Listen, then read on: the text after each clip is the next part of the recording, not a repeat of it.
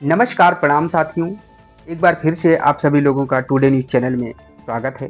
आज के हम अपने इस वीडियो में चर्चा करेंगे बंगाल की राजनीति के बारे में। तो दोस्तों, हम आप लोगों को बता दें कि बंगाल में आने वाला चुनाव 2026 में है, जहां पर एक बार फिर से वहां की मौजूदा सरकार ममता सरकार ने विधानसभा चुनाव से पहले बहुत ही बड़ा फैसला लिया है। पश्चिम बंगाल में लगभग 76 नई जातियों को ओबीसी लिस्ट में शामिल किया है। हमारा वीडियो आज इसी के बारे में आप लोगों तक साझा किया जाएगा।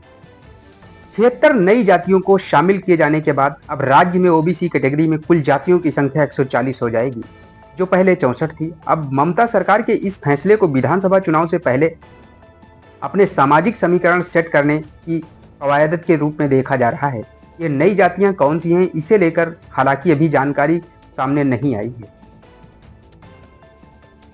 बंगाल में अगले साल होने वाले विधानसभा चुनाव से पहले ममता बनर्जी की अगुवाई वाली सरकार ने बड़ा दांव चलते हुए 76 नई जातियों को अन्य पिछड़ा वर्ग ओबीसी की राज्य सूची में शामिल करने का फैसला किया है। मुख्यमंत्री ममता बनर्जी की अध्यक्षता में सोमवार को हुई राज्य मंत्रिमंडल कैबिनेट की बैठक में चर्चा के बाद राज्य में हालिया ओबीसी सर्वेक्षण रिपोर्ट के आधार पर 76 नई जातियों को शामिल करने के राज्य पिछड़ा वर्ग आयोग की सिफारिश पर मोहर लगा दी है। ओबीसी कैटेगरी में कुल जातियों की संख्या 140 हो गई है।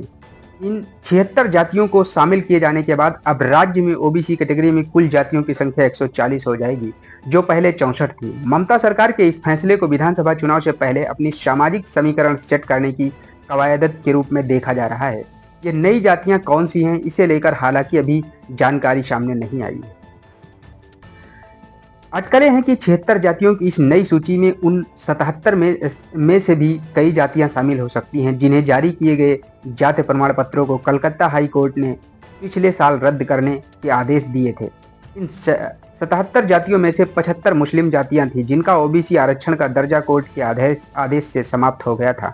बंगाल सरकार ने हाई कोर्ट के फैसले को चुनौती देते हुए सुप्रीम कोर्ट में अपील दायर की है। सर्वोच्च न्यायालय ने भी हाई कोर्ट का फैसला बरकरार रखा था। मामला सुप्रीम कोर्ट में विचाराधीन है।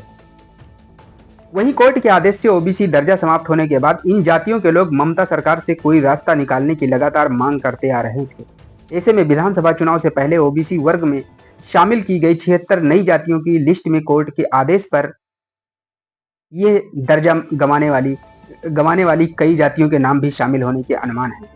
इधर राजनीतिक जानकारों का कहना है कि ममता सरकार का यह दांव मुर्शिदाबाद हिंसा के बाद कुछ प्रभावशाली हिंदू जातियों को अपने पाले में लाने के साथ ही मुस्लिम वर्ग के बीच सियासी जमीन मजबूत करने की हो सकती है।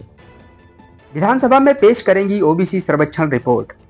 इधर कैबिनेट की मंजूरी के बाद बंगाल सरकार 9 जून से शुरू होने जा रहे विधानसभा के मानसून सत्र में ओबीसी सर्वेक्षण रिपोर्ट पेश करेगी, जिसमें इस श्रेणी के अंतर्गत नए सिरे से 140 जातियों की पहचान की जाएगी। राज्य सरकार द्वारा अपना 17% ओबीसी आरक्षण बरकरार रखने की भी संभावना है। राज्य कैबिनेट ने ओबीसी सर्वेक्षण से जुड़े आखिरी मसौदा को मंजूरी दे दी है।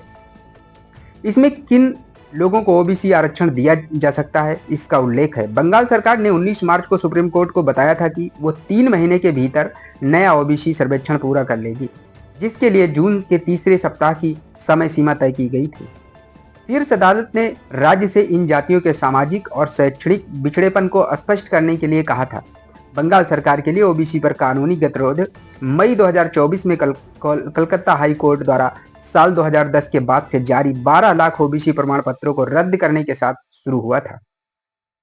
मालूम हो कि वर्ष 2011 से पहले पिछड़े वर्ग की राज्य सूची में शामिल कुल पिछड़ी जातियों की संख्या 108 थी, जिसमें से 55 हिंदू जबकि 53 जातियां मुस्लिम थी।